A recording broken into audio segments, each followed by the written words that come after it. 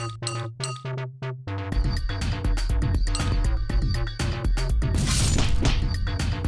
games!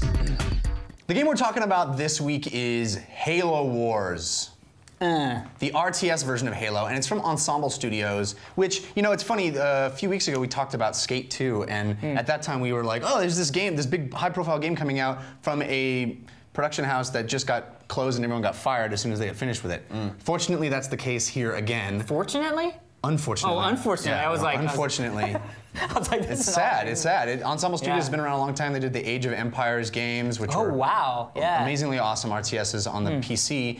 And this was their big console coming out party. And unfortunately, as soon as the game shipped, everyone is like, congratulations on finishing your game. You're all fired. So do them a mitzvah. We'll do our best. So Halo Wars takes the Halo universe and pulls the camera back to the Grand War. It's a prequel game, and you're controlling many units in an RTS style. And the campaign covers a period before the Halo games.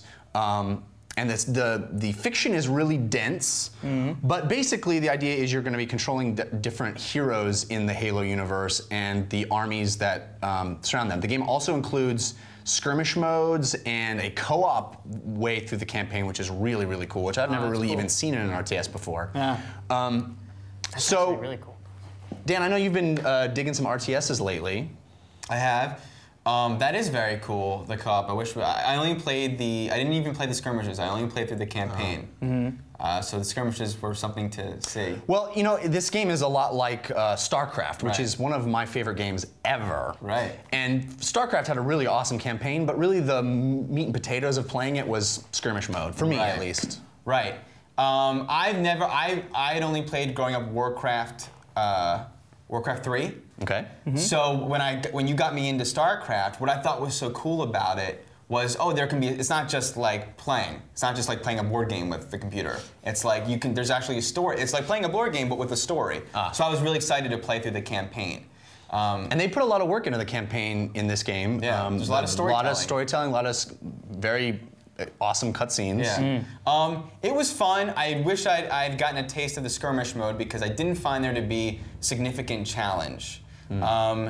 It's cool, it's fun. They did a very good job. They did a very good job of simplifying. I didn't get to play much of Red Alert, but I played half of the tutorials on it, and it's dense. Command & Conquer. Playing Command & Conquer Red Alert on the 360.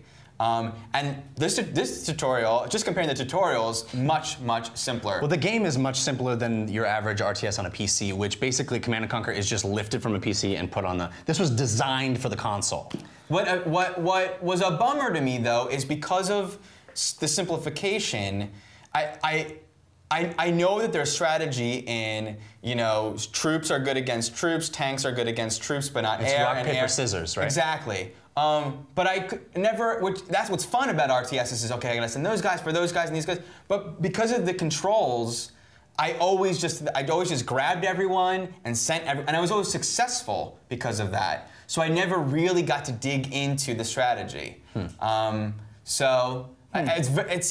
very well done. I enjoyed it, but you know, maybe the skirmishes, I need to play more of the skirmishes because the challenge wasn't there for me and I lost some, you know, ultimately it's hard to top being able to click certain group of troops. And they do things that make that better, but you want to do whatever reaches success. And if grabbing everyone does it. That's always been the problem with having an RTS on a console, and this was the game that was going to solve that problem, but for you it didn't work. Is it a game you want to play more of? It came darn close. Well, hearing what you said about skirmishes, I probably would want to try skirmishes. I'll look forward to hearing what you say about it.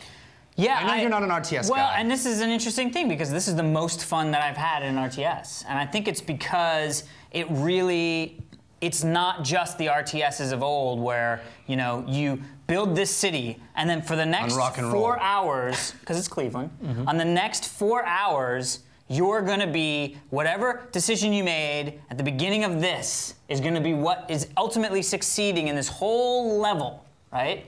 And one of the things that I found so interesting was was that each sort of progression of the story had this different vibe. There were a couple like, okay, start a base, now go out and do this. But then there were other things where it's like, okay, I'm just giving you 2 tanks.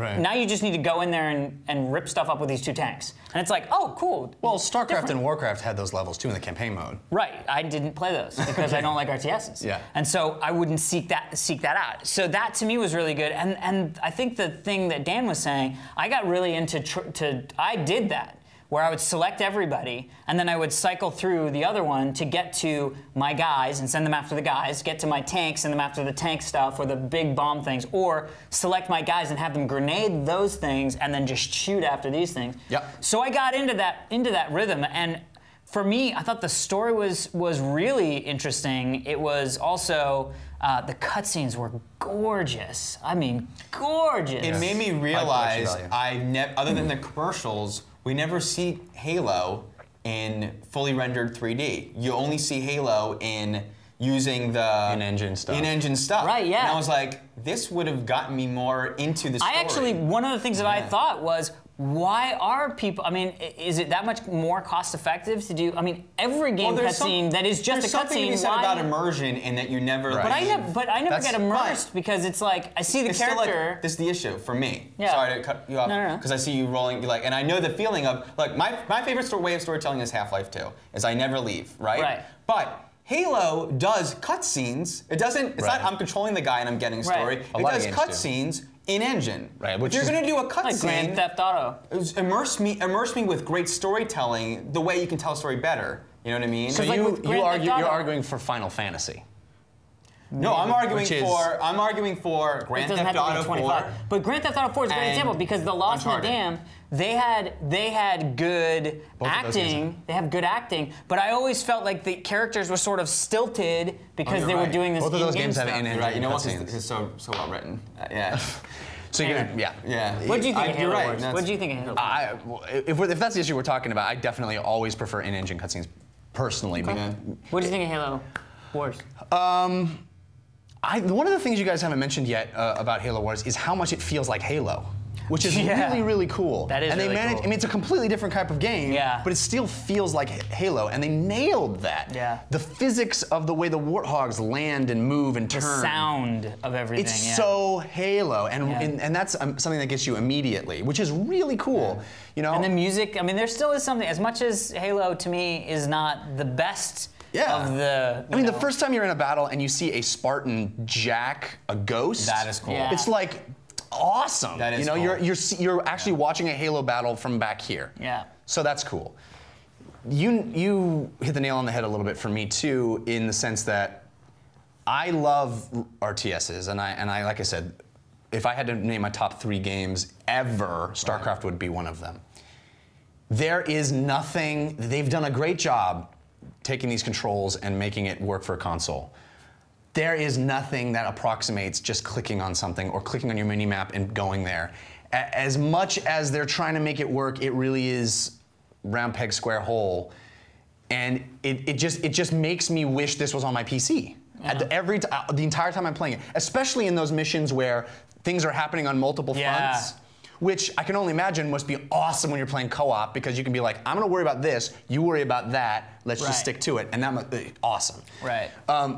Skirmish mode is very fun, and it does feel like a very simplified version of StarCraft, which I love. I mean, that's not a bad thing. You get right to the action really fast. There's a lot less resource management. Yeah, that's the stuff that always gets me with it. Yeah, and it's more about conducting your war, which is what they tried to do with Warcraft 3, is like with those hero units and stuff. So it's like an amalgamation between the Warcraft 3 sort of fight style and StarCraft's, sci-fi feel. Yeah. I think this is a very good game, and it's a shame that the studio is gone, because I would love to see the sequel to this game and what they would do with it. But I wish it was on my PC. I just can't. It's just not the same. Is it coming out for the PC? It may. I haven't heard. I mean, Halo came out. I can't believe I said the 2 things I referenced were in engine, and I thought. And I think that's the storytelling. Most current gen games are in. Yeah, I was surprised when it cut, and I was like, whoa, and I was like, pre-rendered, nice.